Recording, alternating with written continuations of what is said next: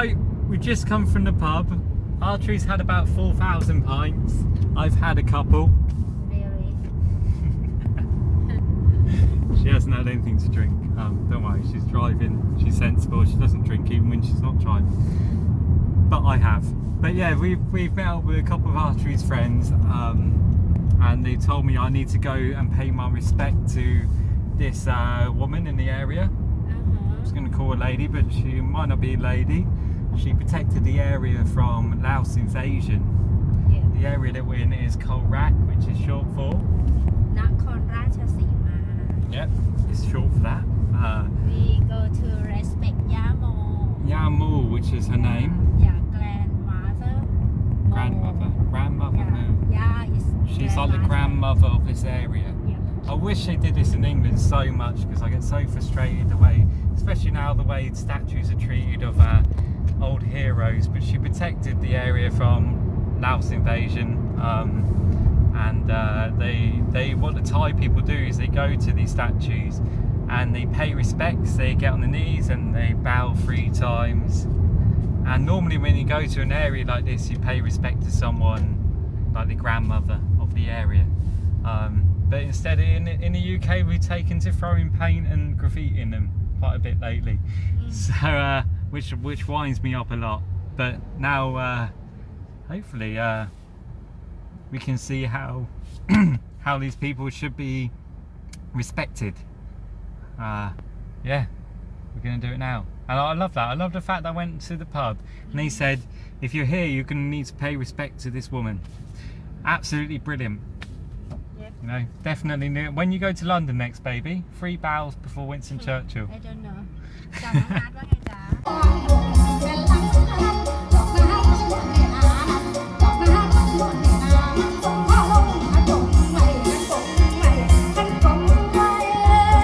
Right, I'm going to give this lady here flowers. That and some sticks. It's going to tell her it's a bit more than a bow. We got flowers. Come on, Dad. Okay, flowers. And we got. เขาสามารถทำหน้าที่แทนสามีเขาเพื่อป้องกันโคราชโปรเทคโคราช เป็นลีดเดอร์ใช่ไหมคะทุกคน Okay. เบบี้ Tell the story. Yamo husband is a leader of Korat. Okay. And during that time, he did not in the city and Lao and the soldier from Lao coming, and so She defended on her own.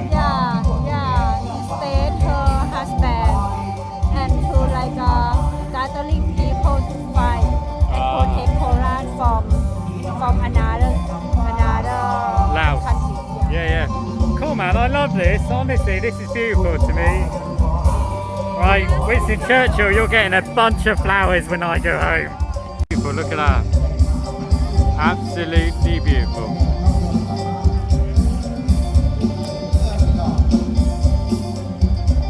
What a great people. Thailand's great for doing stuff like this, honestly. Wonderful people. Paying this kind of respect to someone from all that time ago.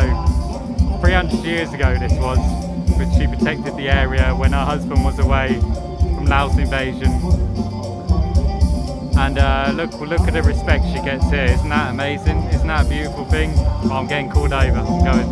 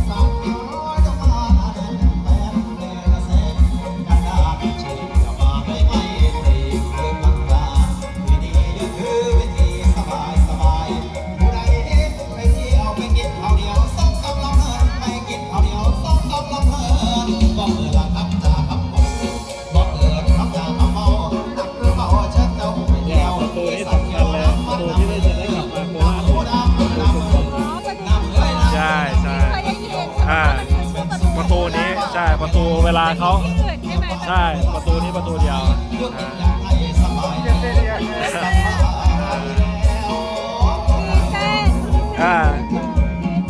When you pass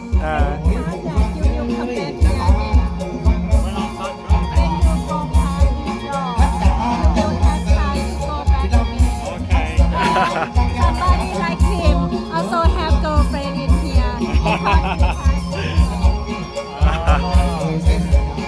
Maybe I'll find another girlfriend. But don't worry for a couple. Don't worry for a couple.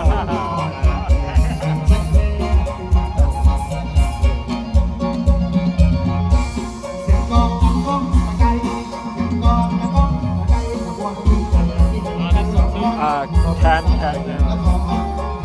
Yeah, weird.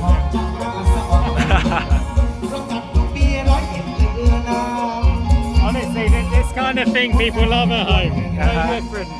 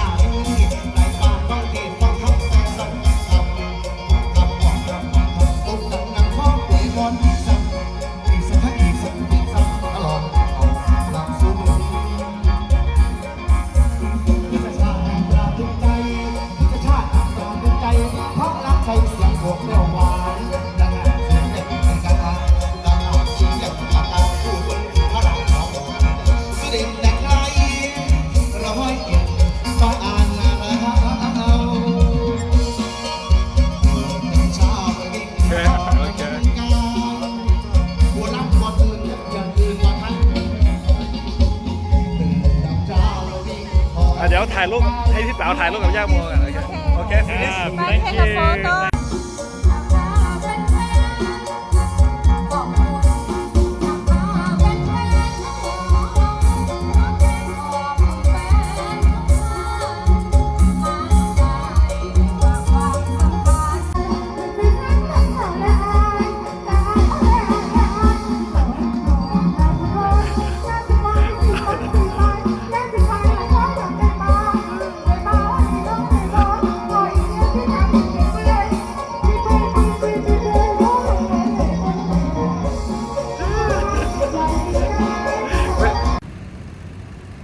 In the middle of the road here.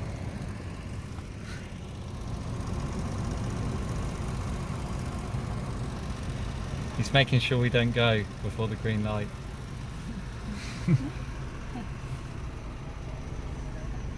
He's gone. Alright guys, I hope you enjoyed the video. I'm just going to give you a little background now behind the whole history of it. It goes back to a king called King Anu Tong. I'm probably saying that completely wrong, but I believe it is Anu Tong. Correct me if I'm wrong, if you know. He was the king of Laos just after mid 1800s. So mid 1800s, you had something go on in a very different part of the world, in Britain and France. This does connect in the end. So Britain just had a big war with Napoleon. As we know, Britain won the war with the Prussians there. Napoleon gets defeated. And after the war, the British had a lot of guns, had a lot of weaponry that they didn't have much need for anymore. Now let's go back to Laos. On one side of them, they just had Burma that's just been taken over by the British there. And they just had Thailand, which was known as Siam. The other side of them getting very, very powerful. And one of the ways Siam was getting powerful is because they had a lot of money. And the British near them had a lot of guns, so they brought up the guns, basically. A lot of guns were being brought up by Siam. You still have Britain, another side of Laos. So the king of Laos, he was getting very nervous at this time. He was getting quite, he was sweating a bit. You know, each side of his borders, you got these expansionists, should we call them, getting a lot of weaponry, and he's thinking, oh, I'm going to be screwed in a minute. And this is why information is important during wars and even peacetime. So the king was told by his advisors that Britain and Siam were planning to attack. Now this isn't true. There's no indication that Britain or Siam were planning on attacking Laos. I mean, Siam was buying up weapons. It's true, and Britain itself didn't actually want a war with Burma. It was Burma that kind of actually provoked that war.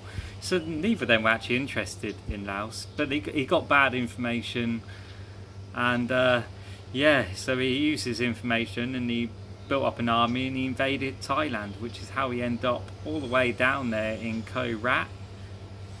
And yeah, that's how the story of the lady there who, because her lord is away, she's left with the place there. And the story actually goes that the Laos king, he had a lot of prisoners taken from his siege, and he told this lady that you see in a statue there to cook for him, and she said, well, I need a load of knives to cook for me. And he goes, oh, there you go, there's a load of knives. And then she armed the prisoners who managed to get out with her help and take over the army there who were left fleeing. Now the end story of this is that the Laos king was eventually captured by the Thai king, Rama number 3. Rama number 3. Rama is kind of the succession name.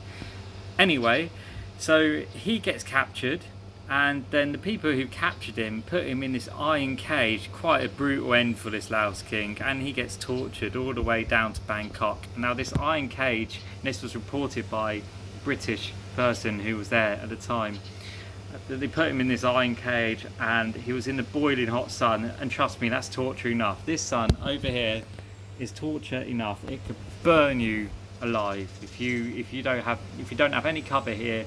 It gets to like 45 Celsius, so you're gonna burn in there horribly. But if that wasn't enough, they hung him up by hooks, they made him sit on a pike, they mutilated him, chopped him up, his body parts, and by the time he reached Bangkok, he was dead. And then they strung him up where Chao Phraya River is today, in Bangkok. So there you go, there's the background of that story. Something from Game of Thrones, it sounds like. Often Game of Thrones is more peaceful than reality. But yeah, there's that story for you. Yeah, remember to like and subscribe if you like it. If you like my historical stories, let me know. If you'd rather I skip them out, let me know. I'm probably just going to do what I want anyway and ignore everything you say. But, you know, let me know. Peace out.